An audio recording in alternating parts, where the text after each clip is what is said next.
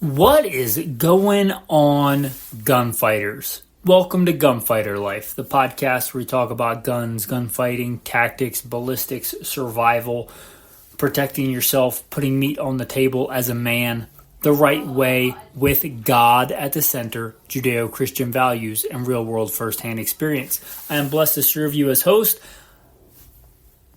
Instead of going over my bio, I have decided to start putting it in the show notes. So check out the show notes if you want to know why you should listen. If this is your first rodeo here at Gunfighter Life, that's a valid question. Go check that out. While you're down there, like, subscribe, leave a review of the podcast. What are we going to talk about today? Kind of an oddball comparison, but it got some traction on the Patreon poll. By the way, if you want to vote on episodes and content, go to Patreon. Should be a link in the show notes. But on the Patreon poll, this got some traction.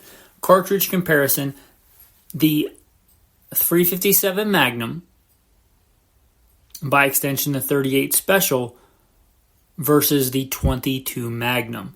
Now you might think, what are you talking about? How can you even compare these two?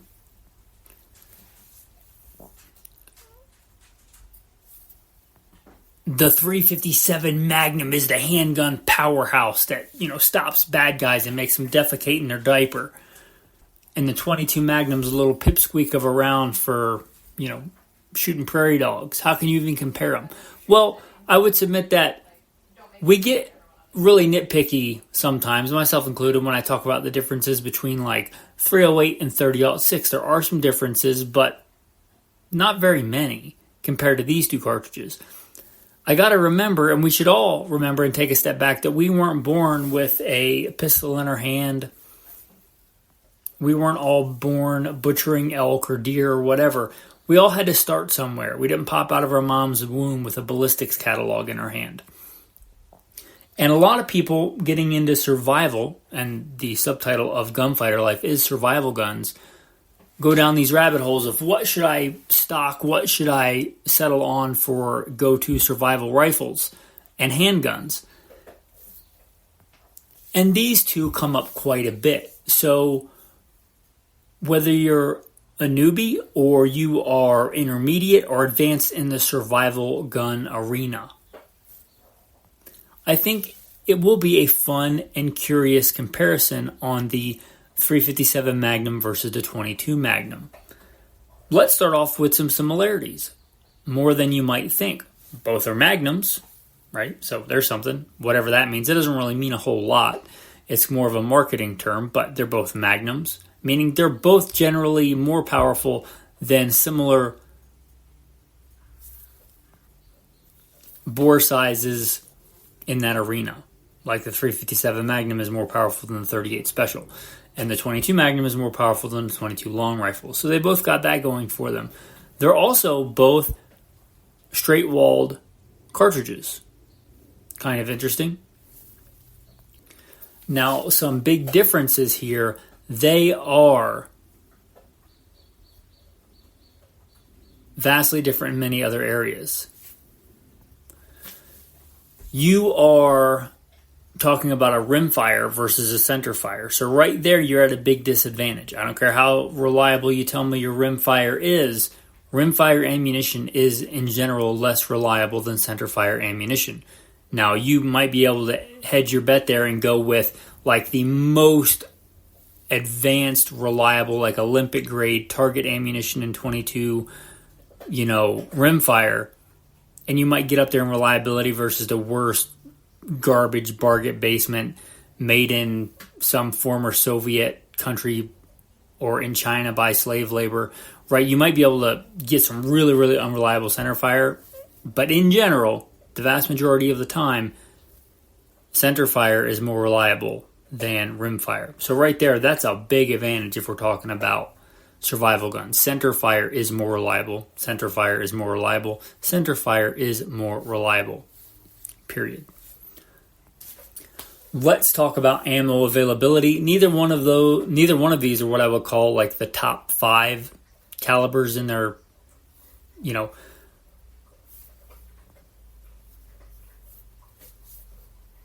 in the cartridge world, but they're pretty close. Like, they're not a 223, they're not a 9mm, they're not even a 308 as far as popularity goes, but they're pretty high up there. The 357 Magnum is pretty available. The 22 WMR or Winchester Magnum rifle is pretty available, right? So neither one of these are like the most available. They're not going to be as readily available as 9mm, as 223, or as 22 long rifle, but they are going to be pretty high up there. Neither one of these is obscure, right? We're not talking about like 4.6 HK or 348 Winchester. We're not talking about some weird off the ball, almost obsolete caliber. These are both widely available. So I'd get it pretty even in that arena. Since both of these are straight-walled rimmed cartridges, they don't do as well as other designs. That design kind of predates the other designs for functioning in a semi-automatic. Now, calm down. I know you can get both these calibers in semi-automatics, but it's not the norm. Even the Ruger 1022, that at one time you could get a factory Ruger 1022 and 22 Magnum, they stopped making it. It doesn't lend itself well to semi-automatic use. Neither does 357 Magnum. And I know about the Kunin, but you're probably not running around the apocalypse with a Kunin 357 Magnum 1911. So it can be done, but it's suboptimal for both to be used in semi-auto. I would say also the 22 WMR has its own above and beyond feeding issues, even in manual transmission guns, even in things like lever actions, bolt actions. Not saying they can't be reliable, but with a 22 Magnum, you are dealing with a long, skinny, very long, very skinny, and much more fragile brass case. It's thinner. It's got a thin circumference. That's just how geometry and mathematics and stuff work. It's not as strong a case. So you are much more likely to damage one of those cases, dent it, push it, somehow make it have issues in feeding. You're trying to shove a very long, skinny, straight wall cartridge into a very small diameter chamber. That in and of itself doesn't lend itself as well to feeding. 22 long rifle, similar, but it's much shorter, so you're going to have generally less issues. It's a really long, skinny, narrow case, which again can introduce problems. It doesn't have to. If everything works perfectly, then there will be no issue. But we're not talking about perfect here. We're talking about down and dirty survival guns. If you're talking about, for prairie dog hunting, doesn't really matter. If you get a malfunction, you get a double feed in your gun, you get a smashed case, you just take whatever your multi-tool is, dig it out, and reload and start shooting prairie dogs again. You're probably not getting shot if your gun malfunctions. But for survival purposes, it is something to consider. And we did already talk about the kind of finicky nature of rimfire ammunition. And again, not that it has to be, but in general, it's less reliable than center fire. Now, let's talk about the 38 357 Magnum. That is part of its flexibility. That's part of the reason that people tout it as being the best survival rifle or survival handgun caliber, is the fact that you can shoot both 38 Special and 357 Magnum. You could also shoot some other older, more esoteric calibers, although you're probably not going to find those, so it's more of a moot point. But I know it's confusing, but because it was kind of a holdover from the 36 caliber where they measured bullets and cartridges differently, 38 Special is actually .357 diameter. It's just a shorter version. When they wanted more power, they made it a little bit longer, not because you needed the extra room for powder. There's plenty of room in a 38 Special for 357 Magnum power. They did it so you wouldn't accidentally put a 357 Magnum in an older gun and blow your face off. But you can, it is backwards compatible with almost any. Again, probably not the semi-autos, but you probably don't have one of those. revolvers, lever actions, you should be able to, if there's no other feeding issues, be able to safely fire 38 Special in a 357 Magnum. The 22 Magnum does not have this. You might think, well, yeah, why wouldn't you just be able to chamber a 22 long rifle in a 22 Magnum? And that would be fantastic if they had engineered it to be that way. But it's not actually the same. They're not actually both made the same. The 22 long rifle is so old that it uses a healed bullet design. And without getting super nitpicky, they're not backwards compatible. You shouldn't be able to, and you shouldn't load 22 long rifle in a 22 Magnum. It's just, although they both are 22 caliber, they're designed different, and it's the way the bullet fits into the case is not the same, and without getting into that, don't do it. So with a 22 WMR, I know there's one other pretty obscure caliber you can technically fire in there, probably, but you're pretty much limited to 22 WMR. Now, let's talk about cost. If you're talking about over-the-counter, cost absolutely goes to the 22 WMR. 22 WMR is very affordable, not so much as 22 long rifle, but very, very affordable. 22 WMR is affordable, and to me, the biggest thing that it gives in a nod for the survival scenario is a fantastic power to weight ratio. It is quite a bit more expensive than 22 long rifle, but it has quite a bit more power as well. It's not just a little bit more powerful than 22 long rifle, it's quite a bit more powerful than 22 long rifle. And it doesn't weigh a whole lot more because most of that extra powder comes in a little bit longer case and more powder. And powder and the brass case weighs very little. So as far as your power to weight ratio goes, it's one of the highest, maybe the best, or it's pretty up there. It's probably in the top 3 for high power to weight ratio in common calibers. So that's a big thing. You can carry on your body a lot of 22 WMR. So if you are talking about a man-portable system like your bug-out bag or what you can carry on you or carry in an ammo can, you're going to be able to carry a lot more 22 WMR than you are 357 38 Special. It weighs a lot less, it's a lot smaller in size, and it's a lot cheaper. So if you're just getting started out and you want to stockpile 1,000 rounds, 2,000 rounds, especially if you don't reload, the 22 WMR, it kind of checks all those boxes. Now, if you introduce reloading into the equation, if you cast your own lead, if you have a good source for cheap lead, you probably, and you're reusing cases, or you get cases for free at a local shooting range or a place where people go shoot on BLM land, and you're collecting cases for free, and you're getting lead for free because you have a good source of it. You got a buddy who owns a tire shop and you get free wheel weights or something like that. Then it's kind of a debate. But if you don't reload, the 22 WMR is certainly a lot cheaper. 357 Magnum is not cheap. 38 Special is not cheap. It's quite a bit more expensive, both of those, than 9mm. So there's that. I will say, if you are going to reload, the 38/357 combo is a lot more flexible. You can load really heavy for caliber, and we'll get into numbers and stuff later in this episode, but you can load really heavy for caliber 38 Specials at a really low velocity. You could load really, really light 357 Magnums at screaming high velocity and a bunch of stuff in between. It is a really, really flexible cartridge. It's also pretty friendly to reload, with the exception of you can easily double, triple charge a case.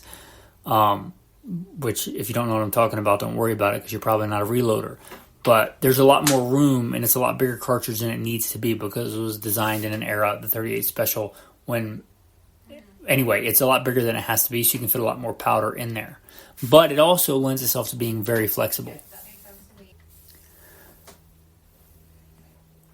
Now, if we look at the classic use case for both of these rounds, and you could use all kinds of stuff for all kinds of things.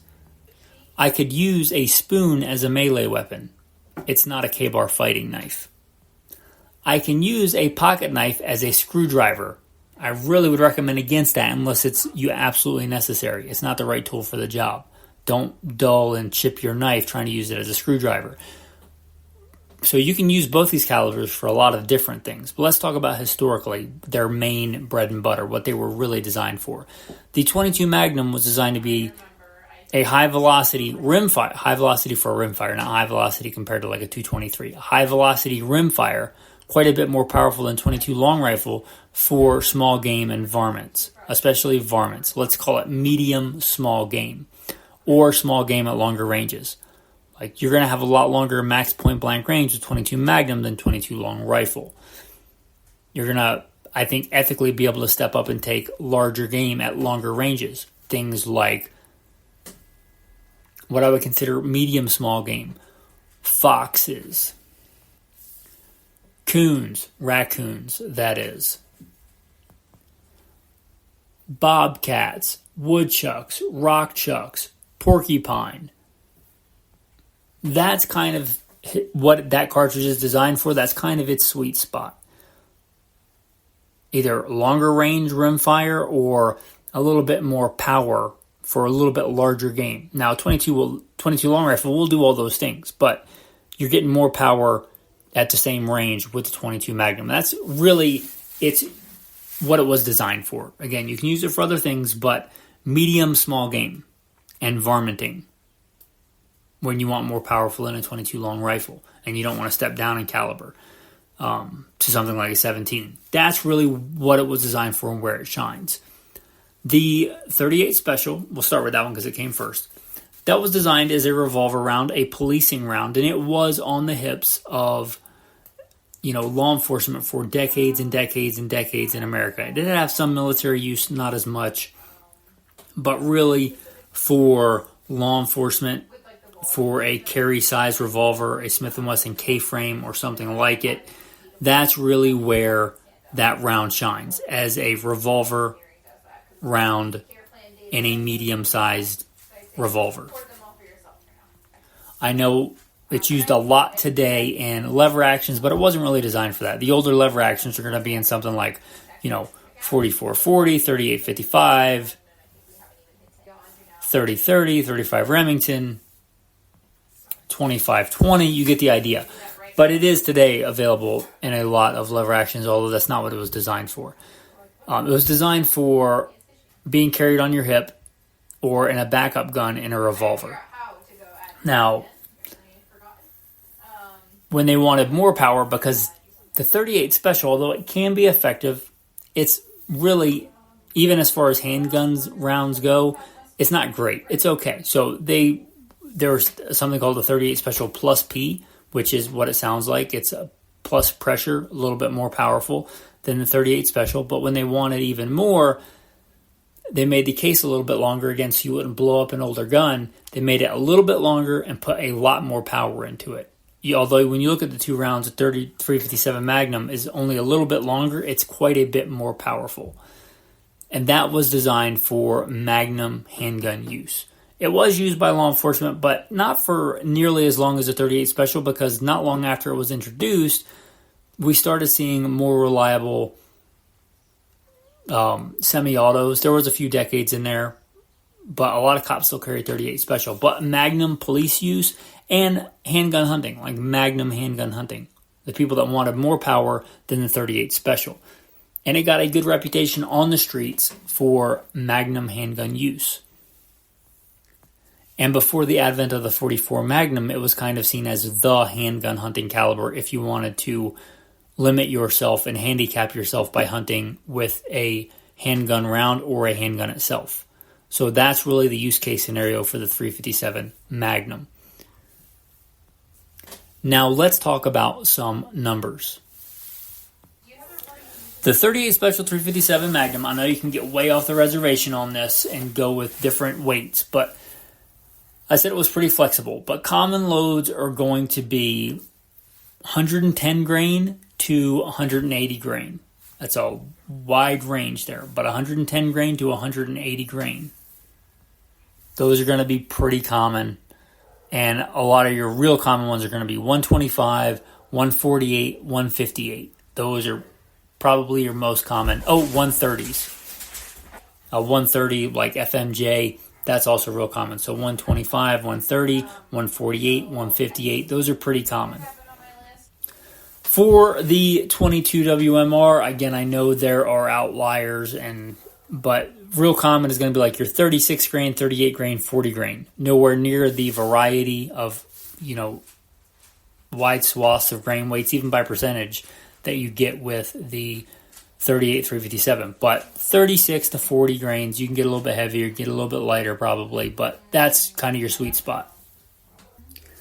Now, when I think 22 Magnum, I think of CCI Maxi Mags. There's CCI Mini Mags and 22 Long Rifle and CCI Maxi Mags. There's somebody who said to me, I got this new 22 rifle to hunt prairie dogs. What ammunition should I try?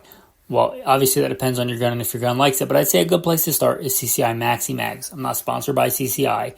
I'm just going to use that one since that's what came to mind. CCI Maxi Mags lists a 40 grain jacketed hollow point at 1875 feet per second. Respectable numbers, right? And if we look at energy,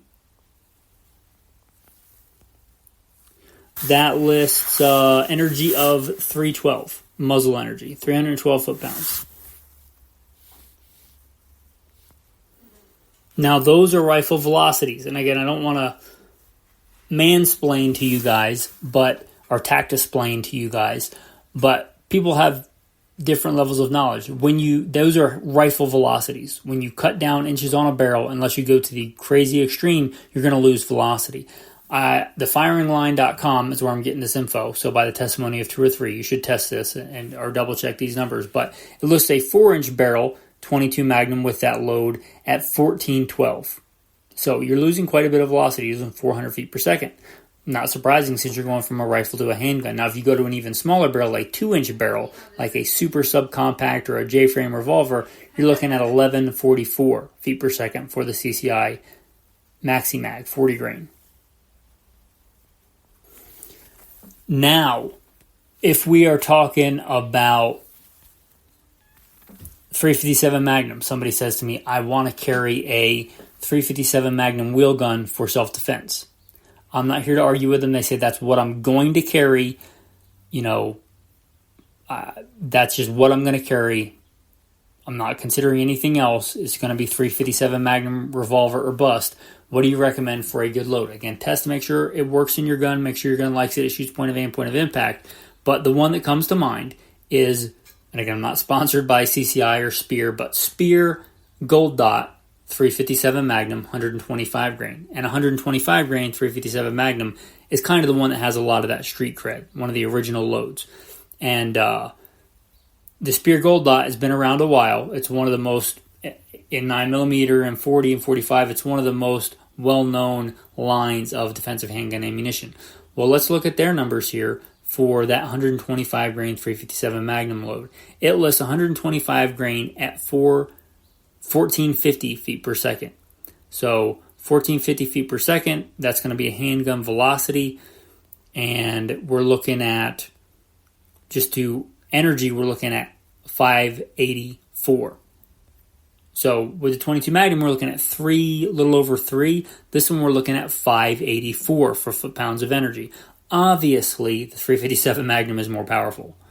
Right? I shouldn't even have to explain that one, but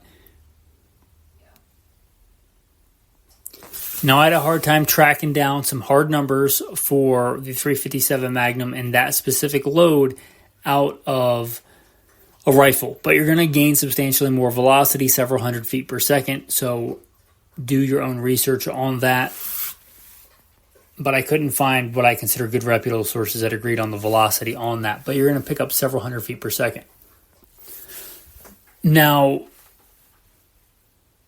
just to put that in perspective, rough numbers, if you're talking about 22 long rifle, a real classic, these are rough numbers. These are out of my head. They're not going to be exact. But you're talking about like a 36 grain at 1,200 feet a second. That's a pretty good 22 long rifle out of a rifle load. If you talk about, let's say, 308, you're talking 150 grain at 2,800. Just to put things in perspective, to give you an idea in the broad spectrum of cartridges, right? You're talking about vastly different categories. So I just want to put it in perspective. When I say this one's less powerful or more powerful, compared to each other, not compared to other things like a 308 or a 30-06, or not that they're less powerful compared to a 22 long rifle. You get the idea. Now let's talk about kind of the overall philosophy, says me, looking at this. One of the big pulls, and I should say caveat, neither one of these are my go-to round for survival. They're not. And so therefore, I'm not saying they should be for you, but I'm saying they are for many people. And I understand why. So let me try to be as unbiased as I can and talk about why these are some of the go-tos talked about in survival weapon scenarios. Okay, so the big one for the 38-357, one is the interchangeability of 38-357. Another one is that there are some decent guns in both rifles and handguns. If you're going to stick with the revolvers and manually operated rifles, like a lever action. And the big draw here is I can use the same ammo in both guns. That is an advantage. I think it's way more overblown. That's why it's not my go-to, right? I would rather have a better round for each one. I'd rather have I don't think it's worth it to be able to put my rifle rounds in my handgun. I don't think the juice is worth the squeeze, me giving up, going from a 17-round semi-automatic 9mm to a 6-round slow-to-reload revolver. But many people do. Or many people like revolvers better anyway. And the same way, I wouldn't give up, I can put my handgun round in my rifle, but I wouldn't give up having something like a 308 with way, way better ballistics for the opportunity to be able to put that ammo in that gun. I'd rather just have the best ammo for both. But that is one of the big advantages. Again, I'm trying to be fair here. That's one of the big advantages, is that you can use the same ammo in decent, fairly high rate of fire for manual transmission guns. They're not going to keep up with the semi-auto, but lever action carbine, not bad. A good, let's say, middleweight revolver, not a bad option for handgun defense compared to other revolvers in 38-357. So you can use the same ammo. That's the big draw. Another one is it's really easy and forgiving to reload. You can reload with just regular lead rounds. That's that other big one for prepping and survival. If you had to, and you know how to make your own primers, you can make your own black powder and make your own primers. You're talking about deep into the apocalypse rabbit hole, but you could do it. You can't really, I know you technically can, but you not easily going to reload 22 Magnum. But those are some of the big draws of 38-357. 38-357 is a good crossover round if you want to limit yourself. I have been blessed to do a lot of handgun hunting. I do it because it's hard, because it's a challenge. It's in no way a good round compared to a 308, a 30-06, a 7 Rem mag, whatever. But it is capable. If you have good woodscraft, it's a capable handgun hunting cartridge. And it's more capable in a carbine. It's still not a proper rifle round. It's still not even a 30-30. But it is capable of medium-sized game at close range. Medium range, 125, 150 yards, pushing it on the 357 Magnum with a really good ideal load. But it's capable for small to medium game. So those are some of the big advantages of it. The 22 Magnum, similarly, you can get guns chambered in both. You can get both rifles and handguns chambered in 22 WMR.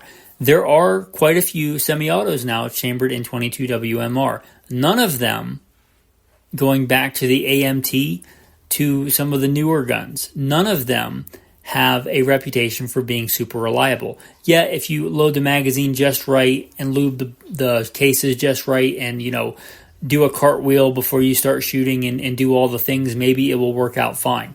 In a clean gun on a clean range, 72 degrees. But you're talking about a nasty, dirty gun that you've fallen over fording a creek or you got blood or mud in the action. none of them in semi-auto have a reputation for being overly reliable. But there are handguns, semi-automatic handguns, chambered in 22 WMR. Quite a lot more now than there used to be. It also has minimum recoil, which is a big one. And you can get revolvers chambered in 22 WMR. Right, so there's a lot more of both than with the 357. Technically, there are semi-autos chambered in 357 Magnum, but they're really kind of obscure, and you kind of have one because you want one, not because they're practical. There are quite a few handguns chambered, both semi-auto and revolver, in 22 WMR. 22 WMR in a revolver is not a bad option. I wouldn't say it's up there in the top-tier self-defense rounds, but it's not horrible. If that's what you're measuring it by. If you're comparing it to like a BB gun, it's better than that. If you're comparing it to pepper spray, it's better than that. It's not bad. It's much better that you have a 22 Magnum revolver than you have no handgun. So there are quite a few decent revolvers chambered in WMR. And of course there are many, many rifles chambered in 22 WMR. That's what it was originally designed for, right? Like a lever action, a pump action, a bolt action, and there are some semi-autos in 22 WMR. I've talked about feeding issues and stuff, but if you get a one that works good with the ammo that you have in a clean gun, they can be quite reliable in a long gun. So you can get this kind of the same thing in both, where you have handguns and long guns chambered in the same caliber. And I already talked about 22 WMR, if you're not reloading, is almost certainly going to be vastly cheaper, and it's going to be lighter. And to me, that's the big selling point. And again, neither one of these is my go-to, bug out gun, or bug out caliber. But you can carry a lot of 22 WMR. You just can. It's light, it's affordable. You can carry a lot of it on your person. And it does have a decent power to weight ratio. Now, it's still pretty anemic compared to even a 223, which is pretty anemic compared to proper rifle calibers because it's a intermediate rifle and low on that end. It's anemic even compared to that. But as far as power to weight ratio goes, you can carry a lot of ammo for not a lot of weight. So there's that. One of the drawbacks that I should mention, and kind of starting to wrap this up here, you might think if 22 long rifle is good for small game hunting, and it is, then 22 WMR is better. But I don't think that's true. More is not always better. Even a good hollow point in a 22 long rifle, if you shoot small game, you can destroy a lot of meat. And the whole point, if in a survival scenario you're hunting small game, is to eat it, is to survive. So the more power may actually be less desirable, right? If you're shooting, let's say a very small a dove, a mourning dove, which is a pretty small animal with 22 WMR, and you blow it all to pieces, that's less desirable than if you just shot it with a 22 long rifle. Yeah, you got more power, but the 22 long rifle's got more than enough for mourning dove, and you don't want to destroy more meat. So that's something I should talk about in closing. But if you're going to push up, right, as far as like poaching goes, 22 Magnum is quite popular among poachers for like head shooting deer. It's not always effective. It's not great for it. I wouldn't advise you do it unless you're going to starve to death otherwise. But it can be, talking about more sometimes is better. If you said I had to shoot a deer in the head, I would rather do it with a 22 WMR than with a 22 long rifle, because depending on angles and stuff like that, it's got more likelihood to punch through bone. So again, sometimes more is better, sometimes more is not better. So that's something to consider there. And again, this is kind of just a philosophical talk about these two calibers and how they compare. Hopefully you found it helpful and useful. Again, like, subscribe, leave a review of the podcast. Check out Patreon. This one is one of the ideas that got some traction on Patreon. So hopefully you guys enjoyed it. Whether you're just starting out in guns and survival or you've been into it for decades, hopefully you still found it, informative. I appreciate you guys. I appreciate all that you do. Your tactical verse of the day, when comparing numbers and ballistics, anything in life, right? You should try and be fair and objective. We all have our favorites. We all have biases, but it's important to try and be objective and fair. Your tactical verse of the day: you shall do no injustice in judgment and measurements of length, weight, or volume. Thanks for listening, guys, and have a blessed day.